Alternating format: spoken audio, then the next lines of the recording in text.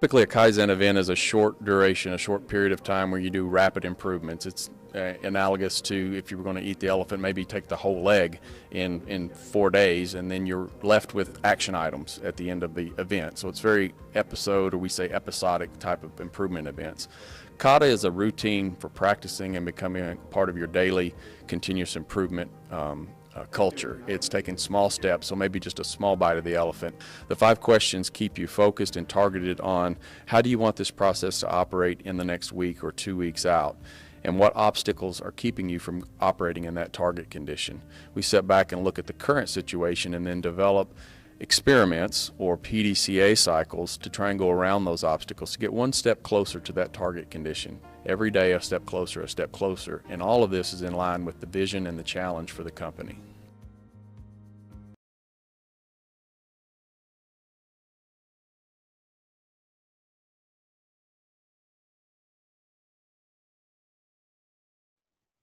All right, I'm pleased to have with me today Susan Livengood. She is the Director of Inpatient Nursing Services at NEA Baptist Memorial Healthcare in Jonesboro, Arkansas.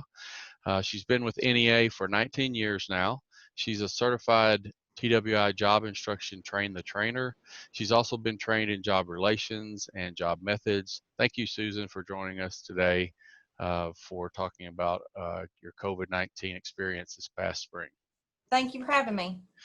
All right. Well, the first question that I think many of us would like to know is, we heard about the first cases coming into Seattle. We heard the president talking to us about hot spots in New York and New Jersey and some popping up some spots in Michigan. But then when it hit New Orleans, that started getting close to home. And I'm sure Memphis then started really having some talks with CDC. You guys probably had some talks. Tell us what it was like when you first started hearing about those hot spots and you realized, oh, it could be coming right here to Jonesboro, right here to Arkansas with us. Yeah, so, in the beginning, like you say, it was a long way away from us, kind of on both coasts. We're kind of in the middle of the United States. And so obviously, we're watching the news and we're trying to keep up with what's going on. Really early on, it was kind of like, well, maybe it won't come here. We started realizing, like you say, I think your comment about Louisiana is a good one because that is really close to us. And we started realizing, we got to get ready for this because this is real. We've had other things that kind of made its way into the United States, but maybe not quite this far, another SARS virus in the past. So, we really started realizing, okay, we've got to start doing some work. We've got to start doing some preparation, praying the whole time that it wasn't going to come here, but not knowing for sure what was going to happen and seeing every day what was happening around the country and the world. We knew that, this is not something we can just sit idly by and just hope that it doesn't come here. We have to be ready if it does come. Right. And we were hearing, flatten the curve. That was the first objective we were wanting to do, is prevent that surge from happening. So talk to me about your ICU and your nursing staff. That you're director of the Inpatient Nursing Services, but talk to me about how you guys were preparing in those first days of possibly seeing. My service line does cover the ICU. And, initially that was one of our biggest worries is, will we have enough ICU beds? Will we have enough ICU staff? Will we have enough ventilators? All the things that you were hearing on the news. And really probably the biggest thing for us here was space capacity and then resource utilization from a staffing perspective. So I worked really closely with other nursing leaders here in the hospital to develop surge capacity, not only for where will we put the patients if we fill up all of our ICU beds, but who's going to take care of them. My day-to-day responsibility is to cover 36 ICU beds. If we surged above that, or if we had staff get sick and go out, we were going to need support in that. So I did work closely with my leader and my peers to say, what areas in the hospital can we utilize for additional ICU capacity if needed. And then really quickly started working on who are the nurses in this building that could support our current ICU staff. We knew that there were nurses that had been ICU nurses in the past and maybe had moved on to different roles in the building, leadership roles, advanced practice roles in our clinic. We are in the same building as the NEA Baptist Clinic. So we had lots of resources there. And so we just started reaching out to the leaders in those areas to say, hey, you know, are you willing? Would you be willing for your staff to come back and kind of do some refresher training? You know, the people that we targeted were all people that at some point in their career had worked in our ICU, actually. And so we knew them, we knew their background.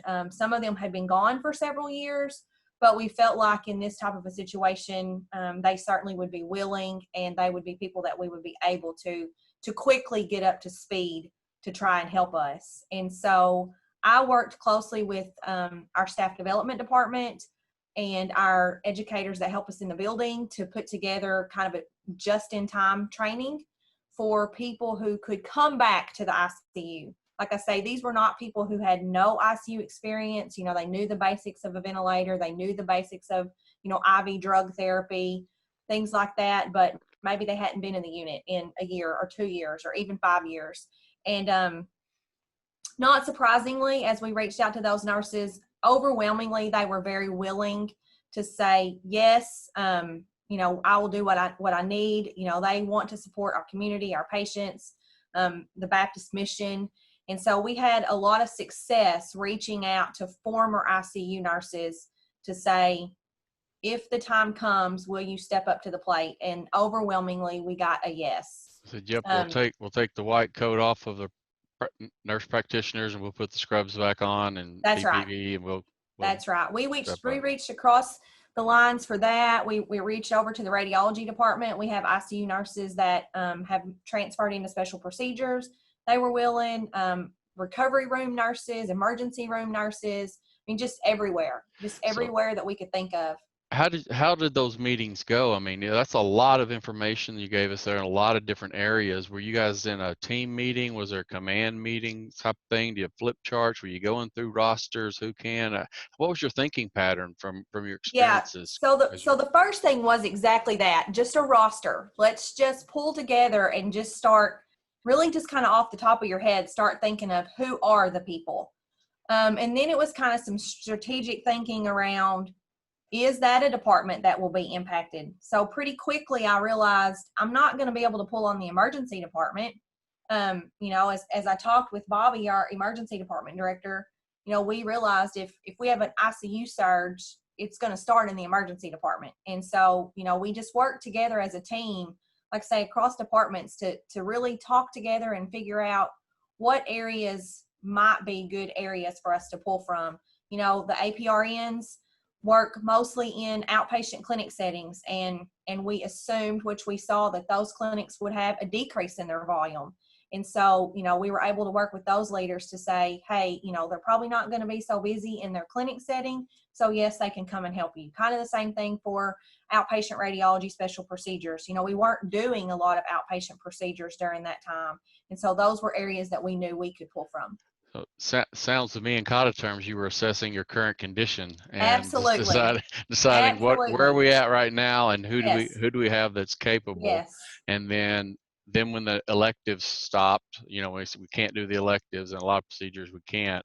That gave you some additional characteristics, additional that's people correct. to look at, and that's so correct. Set some of those first target conditions. So talk to me about what was your COVID population like when you first got your first patients? Did you go up in large numbers, or were you able to flatten it out? We actually were. We really did not see the surge that even was predicted for us, and so we are very thankful for that. You know, our community, I think, has done a great job in following the directives of our leadership, and that's been good. You know, we saw the numbers start to come up early.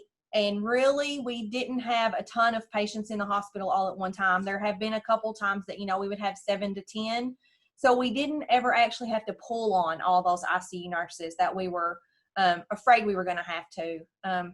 What we realized is we had a nice plan for where are we going to get the staff and where are we going to have extra ICU capacity for COVID positive patients. But we didn't recognize the volume of patients that we would need to treat as positive as we waited on test results. And so we kind of had to circle back and, you know, start new thinking. Oh, okay.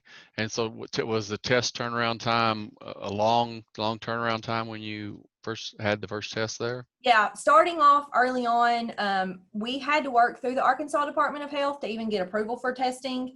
And that was a slow process, just trying to, our providers and clinicians would have patients that they wanted to test, and we would have to actually get approval through the Arkansas Department of Health to test those patients. And certainly I know they were overwhelmed with requests. And so, that sometimes took some time. We're very fortunate to work in a large system. The Baptist Health System very quickly was able to get support to have private laboratories help us with that. So we didn't have that obstacle for a very long period of time. And so we have been fortunate that our test turnaround time has been pretty good, pretty much from after about the first week. Okay. And so you mentioned that you had, the 7 to 10 or so at a time that you were having to work with and deal with, or possible COVIDs, possible positives. How was your ICU? I think you and I had talked at one point about, I know I've talked to Memphis about negative pressure rooms and the importance of having those, that when you open the ICU doors, it's a pressure moving into the room so nothing comes out. Yeah. Talk about your setup there that you had. So this has been an obstacles related to that. Interesting learning for us here as well. I know that you're very well aware that I'm fortunate to work in an almost brand new building. We've been on this campus for about 6 years. And so in the design of this building, the negative pressure rooms are stacked kind of one on top of each other from floor to floor.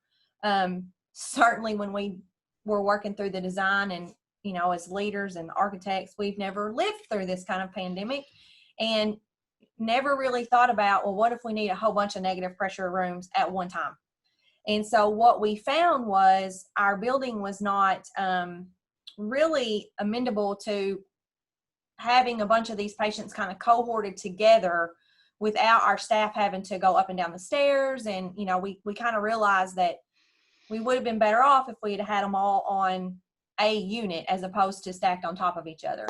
So that kind of quickly became one of the things we started trying to work through. Which rooms can we cohort together? That's kind of what we ended up calling that, our COVID cohorts.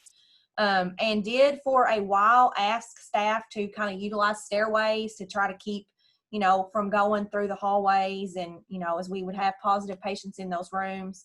That's kind of how we worked. Those rooms are at the end of the hallways. And like I say, they stack one on top of one another. We did have some periods of time where we were kind of running out of negative pressure rooms, and the CDC guidelines were constantly changing. And so again, being very fortunate to work for a company that has lots of resources, that we can pull on, we were able to work with our facilities team and kind of retrofit several rooms in our facility, both in our ICU and on our med-surg units, to be negative pressure, where we could keep those patients kind of in the same hallway, the same wing is what we call that. So that was something that we worked diligently, like I say, with our facilities team to get that done. They worked a lot that week trying to help us get those rooms up and running. How many did you end up with capacity-wise having? So capacity-wise, what I did with the support from my leader is in the ICU, I had 3 negative pressure rooms. They were all 3 in different wings. So that kind of meant 1 nurse per room, because I couldn't pull them from wing to wing. So I was able to take 11 beds in one of my wings and retrofit those in the ICU. So that gives me 1 whole 12-bed wing in the ICU that is individualized negative pressure rooms. And then on my med-surg units, I took 1 whole wing like that on a med-surg unit and was able to do that as well. So that makes it, way more nurse-friendly, staff-friendly, to not have to run up and down the stairs. And I'm hearing current condition again with the negative pressure rooms, obstacles in the way of your target condition. And that's right. That's right. No board, no card needed, but definitely thinking there, huh? Yeah. It was a whole lot of, we got to rethink this. This is an obstacle, and things, it's funny, even when you're at a storyboard, things that you never think are going to be obstacles are obstacles. Like I say, we never dreamed that the placement of our negative pressure rooms would be this big of an obstacle, but it certainly was. And so we had to do some thinking and try some experiments, and, we changed those cohorts around, and it works on this end of the hall, but it didn't work on this end of the hall. We found that we didn't even really know where all the stairwells led to. So lots of experimentation around trying to figure out how's the best way to get these patients in the right place to offer them the best care that we could. How about your staff? How did they handle all the changes and everything? You know, that the they were going staff through? has been amazing around this. I mean, I think just like everybody else in the nation, in the world, you know, they've been scared and nervous and not sure what to expect. But like I said early on, just really willing to kind of whatever you need me to do, I will do. I work with a leadership team of 6 nurse managers, and we basically have just come together as one team. They kind of just all work together to get their unit staffed and to make sure that all the patients are taken care of, and you know, work together to get the right people in the right place. And that's been really well received by our staff. You know, trying to make sure that if there was a concern, we could hear that out. And you know, I think that's a testament to our yellow card, our job relations card, you know, people learning to work together and, you know, making sure that we really understand what's going on with folks. And it's just really worked out well. When you had these COVID positive patients and didn't have all of the rooms isolated at first, they also had to have diagnostics and tests ran, and they probably had to be transported around. What kind of things did you guys do to protect the rest of the population as you were, even I'm assuming once you got your ICU wing with negative pressure, they probably still had to have some tests done. Yeah, they How was do. that? You know, one of the things that we recognized is we need a way to make sure that when we are traveling with these patients throughout the building, that we are protecting any other patients that are traveling. We're protecting staff that might be in the hallway. I know you know our system well. We work closely with other hospitals, and so I was able to borrow/steal from a cohort at Memphis, a colleague of mine at Memphis, and we have a protocol. We call it transport protocol here. So that if we're going to be taking a COVID suspected or COVID positive patient anywhere in the hospital, we just kind of call that overhead transport protocol, location to location. And that way everybody in our building has gotten that information and they kind of know, hey, I might want to steer clear of that area, or there's going to be a group of people traveling. There was some training done early on in that with our transport team, our EVS team, our security team. Everybody kind of has a role in that to make sure that as we come in and out of hallways and elevators, we get all the right cleaning done. And so that was kind of a really big team effort, multidisciplinary team, to make sure that, you know, we're getting things done that need to be done in a fast time, because we don't want to keep elevators closed. We don't want to have hallways blocked. So that was a nice, like I say, a nice borrow from my friends across the river at Memphis. Very good, very good. So now we're in the period of you're getting elective procedures back. You're getting your people back in to be able to have, you know, total knees and hips and different surgeries and everything. So how are the shifts working together now? And you still have a possible mix of some patients or suspected patients that come in from time to time. How are the staffs working together? Yeah, with so each other? as we got word from our governor here in Arkansas that we could start working towards opening back up for elective procedures with, you know, all the caveats of these are all things you have to do. One of the things was, you know, these patients need to have a COVID test. And so I was asked to try to help support that. When we didn't see the surge that we had anticipated, we saw that, you know, our regular patient census was a little lower than normal.